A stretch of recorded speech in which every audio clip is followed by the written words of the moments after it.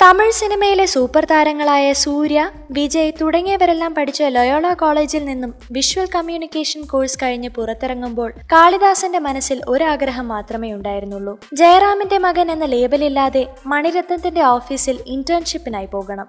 ആദ്യ ദിവസം സെക്യൂരിറ്റി ഓട്ടിച്ചു വിട്ടെങ്കിലും അടുത്ത ദിവസം ലയോളയിലെ വിദ്യാർത്ഥിയാണെന്ന് പറഞ്ഞപ്പോൾ അകത്ത് കയറ്റി. 3 മാസം കൂടി നിൽക്കാൻ മണിരത്നം അനുവാദവും കൊടുത്തു. ചെന്നൈ ഫിലിം ഫെസ്റ്റിവൽ നടക്കുന്ന സമയത്തായിരുന്നു അത്. അതിഥികളെ സ്വീകരിക്കുക, ചായ എടുത്തു കൊടുക്കുക തുടങ്ങിയ പണിയായിരുന്നു കാളിദാസനെ മണിരത്നം ഏൽപ്പിച്ചത്. ജയറാമിന്റെ മകനാണെന്ന് തിരിച്ചറിയാതെ 3 മാസം കാളിദാസ് മണിരത്നത്തിനും സുഹാസിനിക്കുമൊപ്പം വർക്ക് ചെയ്തു.